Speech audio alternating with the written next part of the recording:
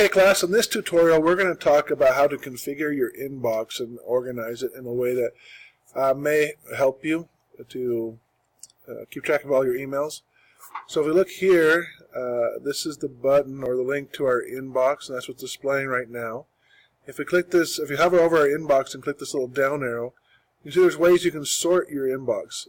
You can sort them by emails that are marked important, emails that are unread, emails that are starred, or Google tries to develop a priority box for you and determine what, by your emailing history, what's the most important for you.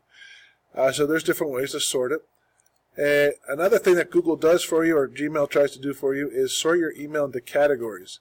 So anything that would come through social media we'll put here. If you're signed up or receiving promotions from different stores or online websites, it'll sort them here.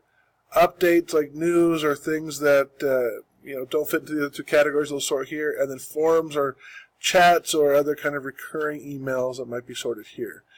And so Google organizes these categories for you, and you can have those display in your inbox by coming over here, and we'll click Configure Inbox. We come up to the Settings button, click Configure Inbox, and you see that it offers you choices. So right now the only thing displaying is our primary.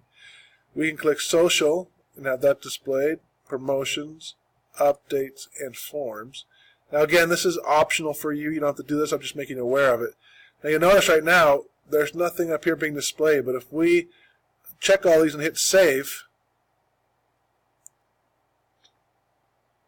and load, now you see that different tabs appeared, and Google will sort our emails based on which categories they feel these belong in. So anyway, that's how to configure your Google or Gmail inbox. Thank you.